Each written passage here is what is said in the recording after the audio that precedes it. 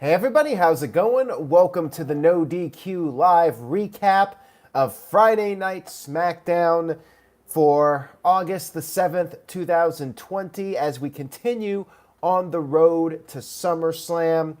Tonight was certainly a night of retribution. Now, what am I talking about? I will get to that. To everybody watching live, I appreciate your viewership and support. If you're going to send a super chat, please try and stick to the topic. I will be talking about the end of SmackDown at the end of the review. So I'm trying to go in order here. If you can, please stick to the topic if you do send a super chat. Now, with that out of the way, let's get right to it. We kicked off SmackDown with a recap of what happened at the horror show at Extreme Rules, the Swamp Fight, and then a recap of what happened last week on SmackDown with Nikki Cross losing to Bayley, and then the Fiend showing up and putting the mandible claw on Alexa Bliss. We then had a Firefly Funhouse segment with Bray Wyatt, Mr. Rogers, talking about how the haters on Twitter have been sliding into his DMs regarding what the Fiend did to Alexa.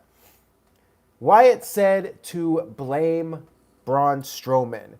All Strowman has to do is give him what he wants, or else Alexa Bliss will find out what he is truly capable of. TGS with a $1 super chat, first one of the evening, just left a pair graphic, emoji, whatever you want to call them, a sticker. We had Matt Riddle one-on-one with Sheamus in our first match of the evening, and there was a recap of last week. We had a pretty standard match between these guys, and Sheamus hit the white noise, but Riddle kicked out of it, and then we had Riddle get knocked to the outside of the ring, and then all of a sudden, Shorty G showed up, attacked Riddle from behind, causing a disqualification. As I mentioned, footage was shown from last week with Shorty G basically going heel and trying to team up with King Corbin to cash in on that bounty that Corbin put out, the King's ransom, to have somebody take out Matt Riddle. Shorty G attempted to do this right here. And yes, Uthman, he's still Shorty G. No gimmick change, nothing. And to make matters worse for Shorty G, Matt Riddle fought back, beat his ass, and then took his leave because, hey, he won. As Corey Graves put it, he got the lion's share of the winning purse, the money. He took off, went back to do what Matt Riddle does after a show. And then Sheamus was very upset about this, so he beat up Chad Gable, a.k.a. Shorty G, some more. Gave him a bro kick, got on the mic, talked about how Shorty ruined his opportunity, and then took out Shorty with a second bro kick. For those of you wondering, would Shorty G get a renewed push now that he has turned heel? The answer, at least this week, is hell no. Same gear, and he got his ass kicked by two guys. So yeah, this is why last week I was not getting excited about a Shorty G turn, because I'm like, I'll believe it when I see it as far as a possible renewed push for the guy goes. Like, if they changed up his gear and actually gave him some credibility, then I could say, yeah, this could be good. This could be a renaissance for Chad Gable, but nope. Psycho Jet Black with a $2 super chat says, I feel so bad for American Alpha's careers. Yeah, I definitely agree on that one. I mean, the poor guy, both of them had so much going for them in NXT, and then they just fizzled out on the main roster. Unfortunately, Jason Jordan got hurt. Who knows if he would have reached his full potential, and then Chad Gable got this terrible Shorty G gimmick. Backstage, we had Sheamus confronting King Corbin, and he said he was going to stick the crown up his ass. And then Corbin said he would put a dent in Sheamus' skull if he did not already have a match scheduled with Jeff Hardy. Looks like we're getting a Sheamus babyface turn based off of this promo, and then there was a follow-up to this, which I'll get to here in a few minutes. But before we get to the follow-up, we had the dirt sheet with The Miz and John Morrison, special guest Sonya Deville. But before we got to Sonya's part of the segment, we had a recap of Sonya attacking Mandy Rose last week in the backstage area, cutting her hair. Miz and Morrison were talking, and they were having some mic issues. This was a follow-up to Raw with this new group, Retribution, causing technical issues, messing around with the production. And Miz and Morrison, of course, were upset about this. They're like, wait a minute, I thought these guys were part of Monday Night Raw, not SmackDown. Then Miz and Morrison introduced their first guest. Instead of Mandy Rose, or not Mandy Rose, instead of Sonya Deville, they had Mandy Rose's hair. Yes, we had a little puppet with hair on the big screen with two eyes. Miz and Morrison were making hair jokes and talking in the hair's voice. This was really bad. Like, if WWE is going for the 18 to 34-year-old demo, this is not what I would be putting on television. I'll just say that much. This was very cringy. Like, why couldn't we just get Sonya Deville on the dirt sheet? Do the interview segment. Did we really need this Mandy Rose thing with the puppet? I mean, I get that that's Miz and Morrison's shtick. They do the corny comedy that's supposed to be, man, this is so bad I want to see somebody kick their asses. Doesn't work that way for me. When I watch this, I'm like, I want to change the channel. This is just terrible. This isn't even like I want to boo the bad guy terrible. It's just bad. But thankfully, it did pick up. Sonya Deville came out, and she's been great. She's been doing some really solid work. She cut a promo and talked about how she absolutely enjoyed what she did to Mandy, cutting her hair. She doesn't feel bad because she has no respect for Mandy. Mandy got to WWE by winning bikini contests and even won an award. I guess this was an award from The Bump, the online show WWE produces. Apparently, Mandy won an award for making out with Otis, and she brought this up. Heavy Machinery, they had enough of this nonsense from Sonya. They ran down. There was a big brawl. Heavy Machinery fighting with Miz and Morrison. We had a match set up, not for after the commercial break, thankfully, but later on in the show. So somebody at WWE is apparently listening to me, spreading things out instead of doing the promo turned into the match, which is one of those things about WWE TV I don't like, one of my pet peeves. Thank you, WWE, for saving it to the end of the show. TGS with the $2 super chat says, he could not stop laughing at this. Such good shit. And Brian Spencer with a $5 super chat. Thank you, Brian. He says, how did anyone in WWE think that this Mandy Rose hair thing was funny? It was worse than the karaoke or even Bayley Appreciation Night. I don't think it was as bad as Bayley Appreciation Night. It might have been worse than the karaoke. I think I got more enjoyment out of the karaoke segment, and probably nobody found it funny. I could only imagine two people finding it funny. And you guys know who I'm talking about. One of them being Bruce Pritchard, and the other guy being the man himself, Vinnie Mac. Like, as long as Vince finds it funny, it will get on TV. That's the bottom line. Doesn't matter if 50 people backstage thinks it's dumb. If Vince finds it funny, then it's good shit, pal. We had Lince Dorado one-on-one with Cesaro. And before I get to that, Uthman sent in a $5 super chat. Thank you for that. He says, clearly Bruce Pritchard knows what Vince McMahon likes. He knows what Vince likes. He knows what Vince wants. That is for damn sure. He's been around the block over the years in WWE. He's been there front and center right by Vinny's side. So we had Lince Dorado versus Cesaro, and before the match, we had a little promo from the Lucha House Party, a pre-tape.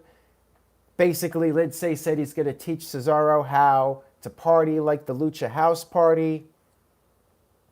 During the match, the lights were flickering a little bit, and Nakamura got on the apron, and somehow this did not end the match because Lince countered Cesaro and almost won the match, and then eventually Cesaro hit the neutralizer and picked up the victory. So at least it wasn't stupid babyface gets distracted and loses. At least Lince almost beat Cesaro despite the interference, only to lose to the neutralizer. So again, I'll give WWE a little bit of credit. I feel like somebody's actually watching this and listening to me when I give my feedback and complaints about how these matches are put together every week. So good. I'll give WWE a little bit of credit here. Mike B with a $5 super chat. Thank you for that, Mike. I appreciate it. He says, spoiler alert, Ken terminated by DQ and I are Brody Lee, the Retribution faction. No, but seriously, happy Friday, everyone. Hope you're doing great. And I second that as far as hoping everyone's doing great. I hope everybody has a great weekend. But before we get to that, we got to finish this recap. Psycho Jet Black with a $2 super chat says, Nakamura and Cesaro should turn face to change it up. I would not mind that once we get fans again. I think once there are fans in the arenas, I would not mind them becoming a babyface group. The fans naturally like these guys anyways. And maybe give them their own entrance music or their own attire, so they kind of feel more like a tag team, similar to when the Bar, at the very least, had a similar look. Maybe actually give them their own entrance music, because one thing I don't like about the tag team division in WWE is it feels like random people are thrown together and they have their music merged, or one person's music gets played and then the other person's music gets played. Whatever happened to a tag team having one song? At least Heavy Machinery has it, but they came in as a tag team. I'm talking about when WWE just pairs two random people together. They never get their own unique entrance music. The closest thing to it was, I think, Chris Jericho and The Big Show, when they were Jericho Show. I mean, it was still basically just merging their songs together, but I actually thought that was really cool when they put that theme song together. Ken terminated by DQ with a $5 super chat. Thank you, Ken. He says, thanks, Mike B. Mike B is a true, genuine SOB, and no rift. I will not spoil or ask anything about the faction, unlike TJS. I appreciate that. I don't think TJS has done anything off topic tonight, so I'm happy about that. The night is still young, though.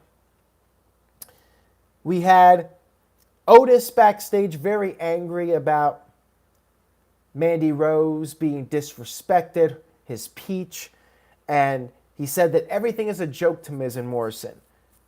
He's a funny guy, in case you guys were not aware. Otis is a funny guy, but they crossed the line.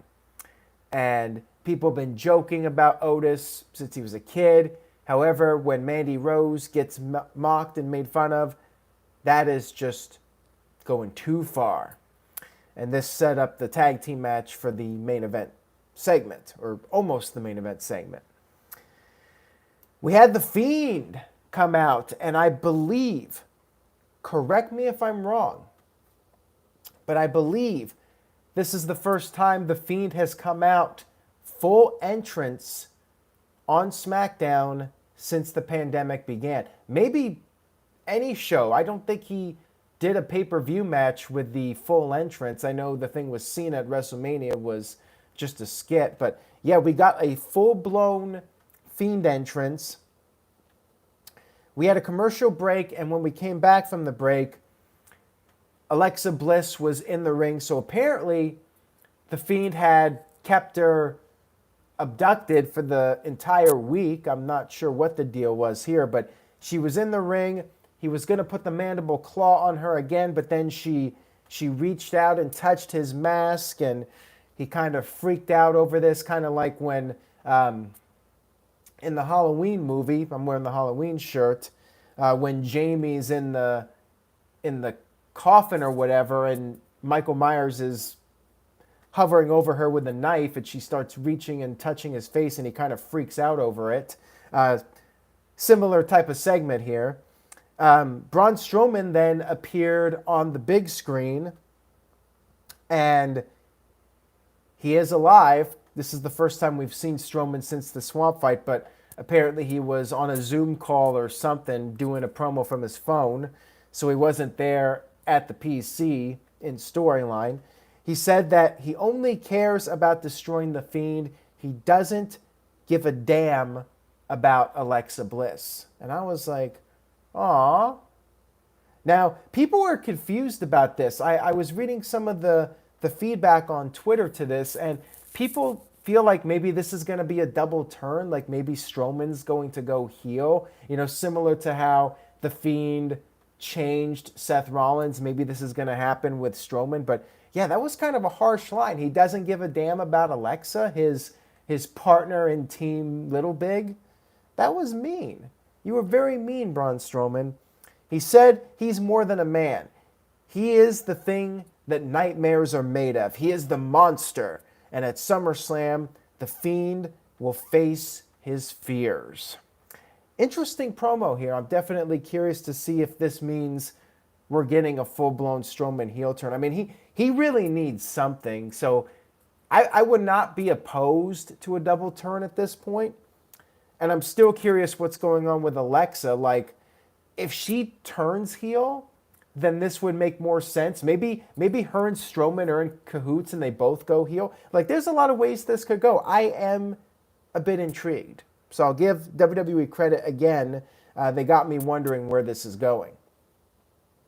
Oofman Entertainment, Oofman, with the $2 super chat says, was it too soon to bring back Alexa Bliss to TV? I would have been okay if she was not on the show. Now, if this is going somewhere, I mean, I was thinking like she would come back and not be as she was before, but if this is a swerve and she's going to screw over either the Fiend or Strowman and then reveal this new dark character, then I'm fine with her being back. I guess I want to see how this plays out before I say if it's too soon or not. And Mike B with the $2 super chat says, Ricochet is more over than Ken. Just kidding. Or am I? He says. Ricochet is pretty much not over anybody at this point, and that really sucks. But Ricochet's on Raw, so we're going to move on here. We had Jeff Hardy in a one-on-one match with King Corbin, and this was the third time we've seen Jeff Hardy versus Corbin since the pandemic began. We saw them wrestle on the March 13th, the first Smackdown episode at the PC. We saw them again on, I believe, the June 26th Smackdown. And then we saw them again on this episode of Smackdown. As I was watching this, it made me wonder, like, I could have sworn I've seen these guys wrestle a couple of times already. This just feels, like the same old crap. And sure enough, I looked it up, and these guys have wrestled quite a few times, at least 3 from what I could gather, maybe more. Basically, your standard match between these two. Hardy kicked out of a deep 6 and then got knocked out of the ring. Then we had Sheamus run down and hit Jeff Hardy with a brogue kick. Not because he has a bone to pick with Jeff, because their feud's basically done. He did it to screw over Corbin, because as a result of the brogue kick to Hardy, Hardy won via DQ.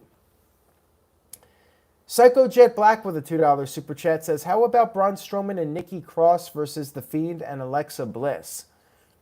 That would be interesting. If Alexa does go heel with The Fiend, you could do that at some point. There's a lot of ways this could go. I would love to see either Nikki or Alexa go heel and join up with either The Fiend or Braun Strowman, and you could do a mixed tag at some point. I would be all for it.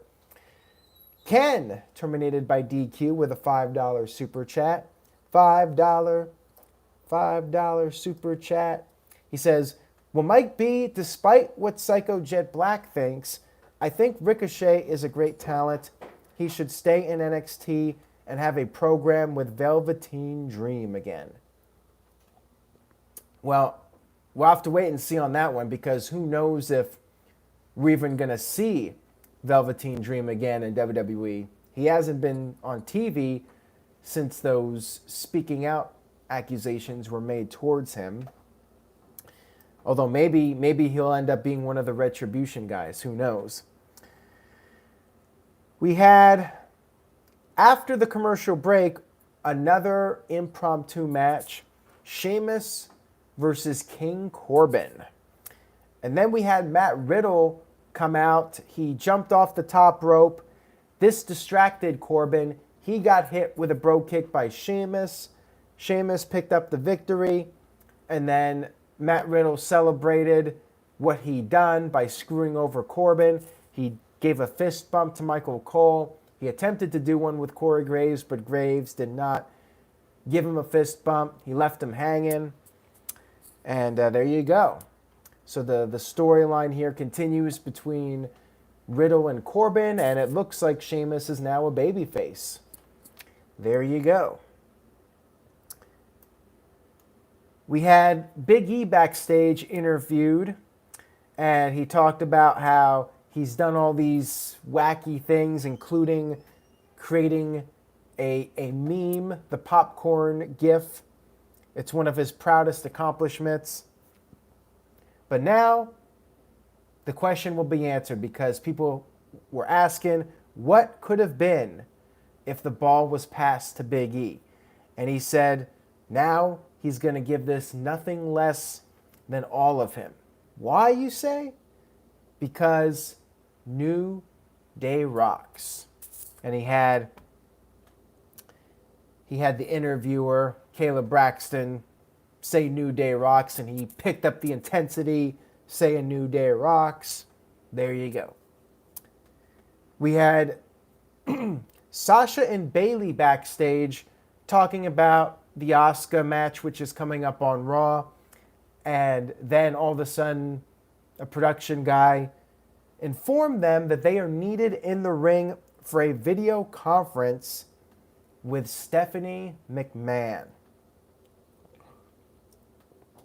Somebody in the chat room earlier brought up how I'm going to give the show a letter grade down because of Stephanie. I only do that if I have to hear her music. So we came back from a commercial and we had Sasha and Bayley in the ring. And Stephanie was there on the big screen. Basically, Sasha and Bayley were kissing Stephanie's ass, and she gave them credit for finding a loophole in her stipulation. Sasha and Bayley were like, Stephanie helped start the revolution, and they've just been finishing her job. Stephanie announced that, yes, there's going to be a match to see if Asuka will face Sasha at SummerSlam. Sasha will be defending the title at SummerSlam. But then Stephanie added that next week on SmackDown, there will be a triple brand battle royal. Women from all three brands, Raw, SmackDown, and NXT, will be competing in this battle royal, with the winner facing Bayley at SummerSlam. At the SummerSlam, as Bret Hart might put it. But then we heard Stephanie's music, so letter grade down. Up to this point, I was enjoying SmackDown. I feel like it was a B. Goes down to a C at this point because I heard Stephanie's music. Sorry, guys. Stephanie's music is like, just gets me so angry every time I hear it. automatic letter grade down. Hey, it's my video. I can do that. We had our main event match, Miz and Morrison up against Heavy Machinery. Before the match, Miz and Morrison cut a promo talking about how they're physical marvels, and facing Otis is like playing chess against a pot-bellied pig. We had the match, and Sonya Deville was at ringside. Otis got the hot tag, did the caterpillar, but then Miz broke up the count. Tucker went after Miz and Morrison on the outside of the ring, but then got thrown into the plexiglass. Otis was thrown into the steps, and that's when Mandy Rose made her way to the ring, attacked Sonya Deville. Mandy's hair much shorter now because of the haircut from Sonya. We could have used, hey, maybe we're going to get a hair versus hair match at SummerSlam, and we can have Brutus the Barber Beefcake make a cameo and cut the loser's hair. I'd like to see that. But basically what happened here was the match got thrown out because Mandy and Sonya were fighting in the ring. Another match where there's, I guess, a double DQ. I'm not really sure what the call was here, but match was stopped because two people not in the match were fighting in the ring. I guess that's just too much for the referee to handle. Yet Matt Riddle jumps in the ring and tries to attack Corbin, and there's no DQ, but whatever. Ken says, would I rather listen to Brie Mode than Stephanie's theme? Yes. We had a big pull-apart brawl. You guys know I love those, but at least we don't have the fans to do the dumb let them fight chant, so no letter grade down for this. Miz and Morrison, along with Heavy Machinery, tried to hold back the ladies. Backstage, they continued to yell at each other, and everyone was trying to keep the two ladies apart. All of a sudden, we had more flickering of the lights. The lights went dim. And then, all of a sudden, at the ringside area, Retribution showed up. All these guys dressed in all black. I think there were a couple women there, too. These guys and gals dressed up in all black, wearing ski masks. Aces and Eights 2.0. They got in the ring, and they started swinging their weapons. They had these various weapons, baseball bats, pipes, whatever. And then they took a swing at the announcers. Corey Graves almost got his head knocked off. Graves and Cole ran to the back. And then Aces and Eights 2.0 started going after the people at ringside, the cameramen. And then all of a sudden, the camera angles started becoming all wacky, like amateur footage. Like if you watch something on the news, somebody's shooting footage, it's very shaky and from a distance, and they're zooming in and out really fast. All of a sudden, maybe the cameramen are part of Retribution too. This is one of the things I didn't like about this segment. I'll just get this out of the way. The camera work was so annoying, and it just felt very choreographed. Like, it didn't feel authentic. What WWE should have done here is have the members of the group grab the cameras and start filming it themselves. So they're filming their own attack. That would have made a lot more sense, and then that would explain the shaky camera work. But when the professional cameramen way up in the rafters are doing the shaky in and out, it was just so stupid. It was hard for me to suspend disbelief. Like, this felt like a recreation of Nexus, but more forced and just a blatant ripoff of that. Psycho Jet Black with a $2 super chat. Is the leader of Retribution Chainsaw Charlie? Very well could be. So before I get to the chainsaw thing, they continued to beat up people. There were some of the PC trainees getting beat up, and they also beat up a woman. They attacked a woman, and we had more of the shaky camera work, way up in the rafters, zooming in and out really fast, just like somebody would in one of those amateur movies capturing some kind of violent crime. And then they tipped over the announce table. They got out some spray cans. They started tagging the plexiglass. And then, as mentioned, a chainsaw was brought out. So mystery solved. Terry Funk must be the leader of Retribution. Chainsaw Charlie. The chainsaw was used to tear apart the ropes and mess up the ring and everything. Again, it was very much like the Nexus angle, but not quite as good, you know. But it was something different. I just think the shaky camera work was too much. Again, why not just have Retribution attack the camera people and steal the cameras, and all the camera angles are due to the Retribution members actually filming everything. They're filming their own crime. I think that would have made the segment better, but for what it was interesting. And now the question is, who are the members? Who are the people behind this? I saw somebody mention Malcolm Bivens, thinking he was one of the guys under the mask. I saw another person mention Chelsea Green, appeared to be one of the female participants. TGS with the $2 super chat says, it felt like a Nexus parody. I heard Dolph Ziggler's voice. And JSpin401 says, this was like the Dark Order, but worse. And Greg said the leader is the hacker. He finally had enough. Hey, maybe it will be Ali as the person behind this. Who knows? So interesting ending to SmackDown. I'll give WWE credit. They're trying to do something here to get people invested. And I will give it time to see how it plays out, who's behind it, who will be under the mask. We'll see. I mean, it's not Aces and Eights 2.0 yet. As long as Devon Dudley's not one of the main people behind the mask, it has some potential. I mean, they could end up going big with this. Maybe Ciampa is wearing the mask. Maybe Dominic Dijakovic, although I don't think there were any really tall guys in this group, so we'll see. Ken left a $5 super chat. Thank you, Ken. Says, Rift, I don't know how you feel about Terry Funk, but I'm a huge fan of the Funkster. This doesn't make me chant forever, forever, forever. Well, at least it's a nice little tribute to him with the chainsaw. I will say that much. All right, let's go ahead and do our letter grades.